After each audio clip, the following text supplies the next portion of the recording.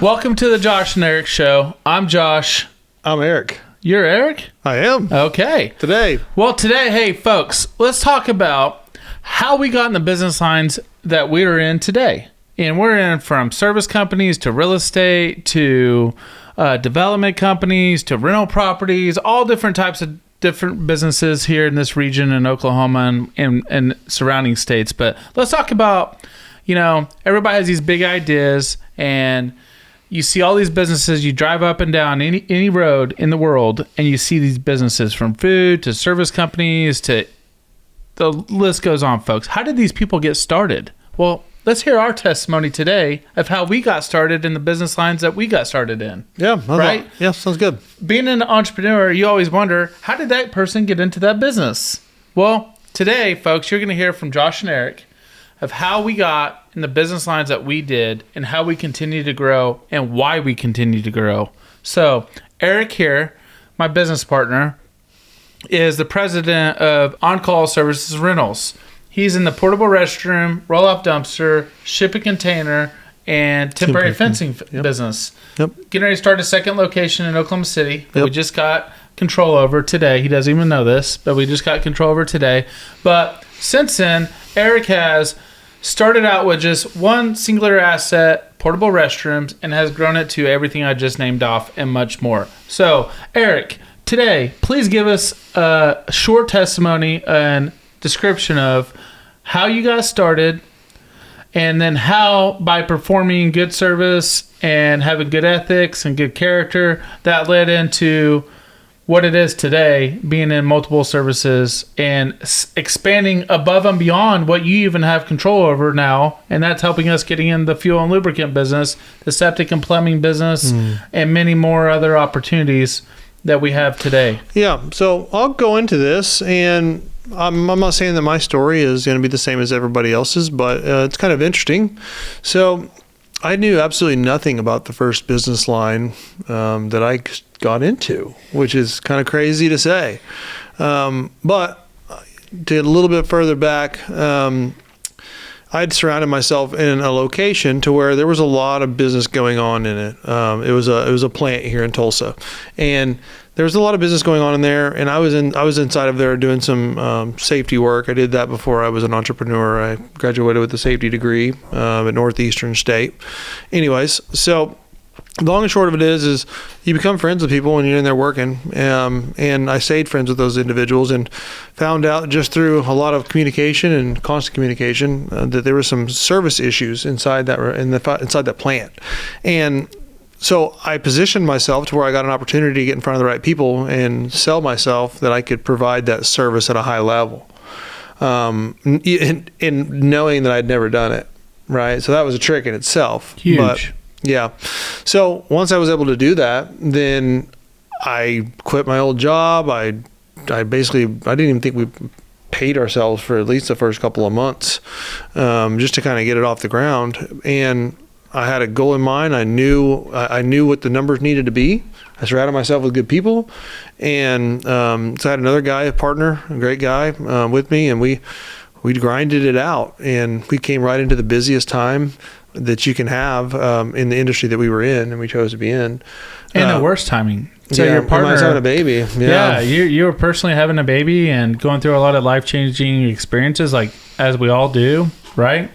And then your partner was also had a long-lasting career at one facility, and that's been his job, his whole working career, and he's built himself up, and that was a big risk for him too. So you guys both took big risk, and you had a career and education and all that, and you went into the portable restroom business, a business a lot of us do not think about, Yeah. And if you guys, it was on Dirty Job by Mike Rowe.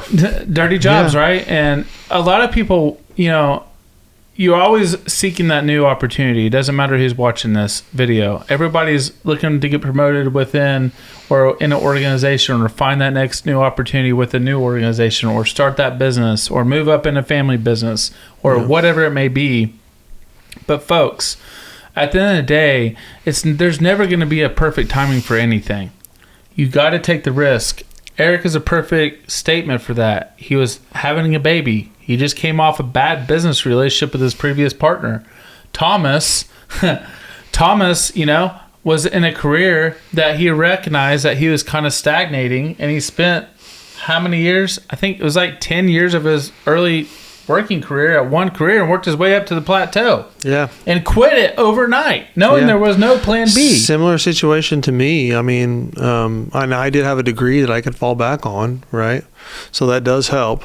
But, in Thomas's case, it was probably even a little more risky than mine was as far as having a fallback. It was somewhat equal to what he was at. Way, way more risky. And then you guys came in there, provided this great service. You recognized opportunity. Recognizing opportunity is number one. Number two is you took the risk. Service. You took the risk. Well, yeah. So you went in there, you took the risk, you recognized opportunity, you took the risk, and then you went in there and provided a great service, put systems in place, went out and got the financing to buy the trucks and the portable restrooms. And at first it was you and Thomas servicing restrooms until you built it up what it is today, where you could hire your first employee, some of which Erica and Thomas still have to this day.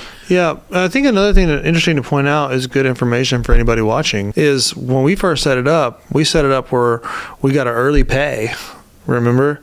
So, and we set our terms on our equipment, like our toilets and stuff. We put them on like a 90-day term, and we knew we were getting paid every 10 days. So we knew that we could save up some money in that time frame, right, and start making and cash flow in our business. For me, it wasn't the money and being able to sustain would have been the risk. I knew what the money was going to be, but the risk was I'd never done it before, right? So I had to provide a good service to a large client, mind you, right? All or nothing. All or nothing. And I had to go out there, understand how to do it, service them, figure it out. And it wasn't rocket science, right? I mean, we're talking about portable toilets, but at the end of the day, I'd never done it. I'd only been around them. And I had the risky part for me was, can you service these things up to somebody else's satisfaction when you've never done it before? At the end of the day, it was self-determination in knowing that I'm not going to stop or back down. I'm not going to let one little,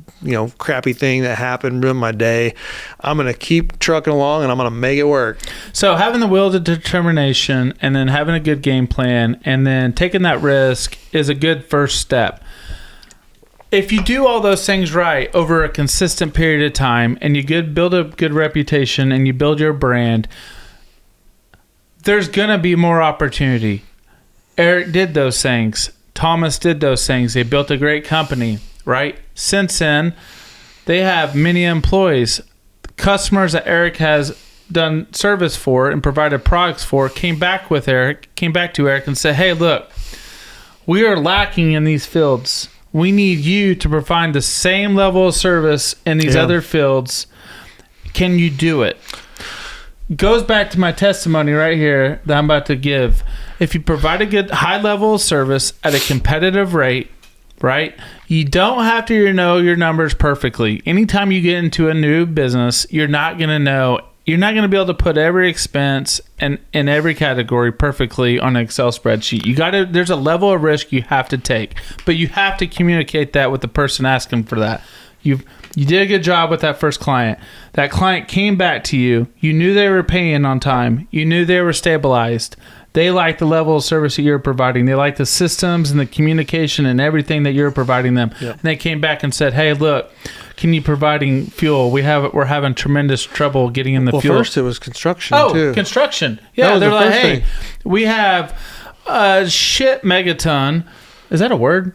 No, but I like it.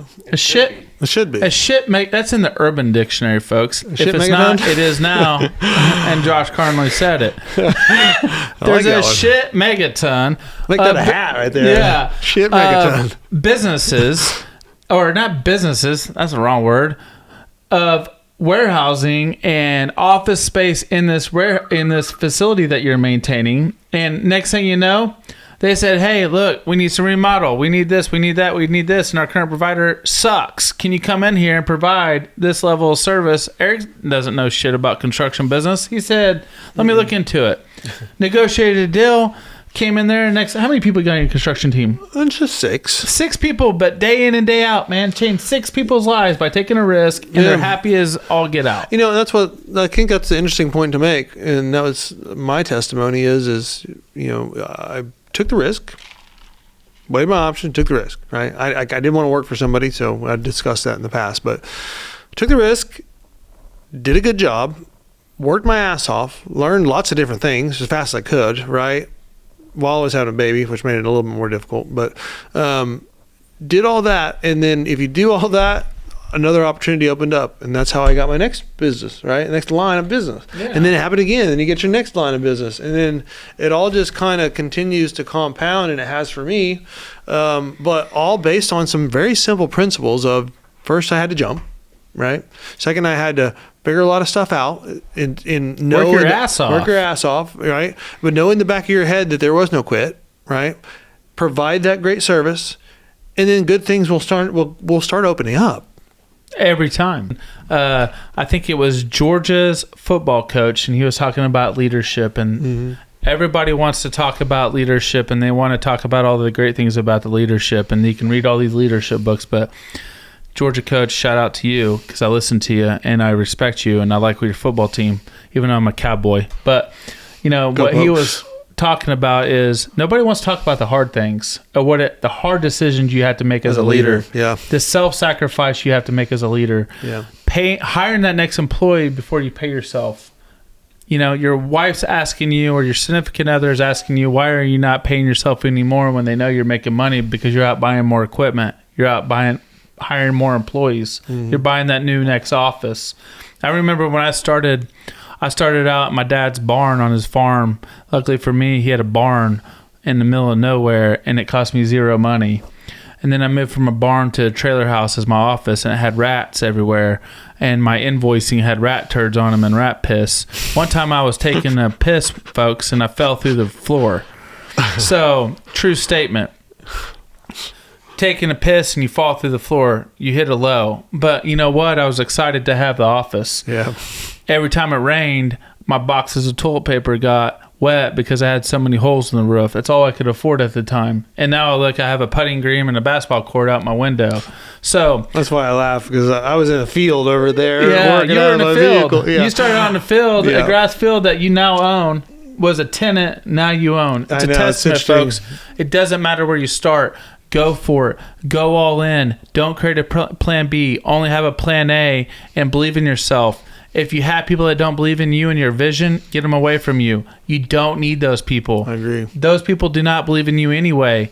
And then eventually those people will come back around. Eric, you and we don't listen to negativity. You know what I mean? I hate it. We don't even like being around those people. Well, you know what I mean? So our wives bought in. Our kids are buying in. Our family's buying in. My grandpa was just here today. He's 91 years old. He started as a school teacher. You know what I mean? Now he owns real estate, and he started a very successful business here in Tulsa, Oklahoma. He put that entrepreneurship blood in me. Point is, go all in. It does not matter where you start. It only matters where you end up. For you watching today, go all in. Go all in. All in. It doesn't matter what you do. And subscribe, please. Yeah. Please hit subscribe. All in on the subscribe button. I like that. I'm going to bring somebody on that's very important to me personally. Somebody that had a humongous influence in my life. Somebody I love dearly. Somebody that I'm related to. It's my grandpa.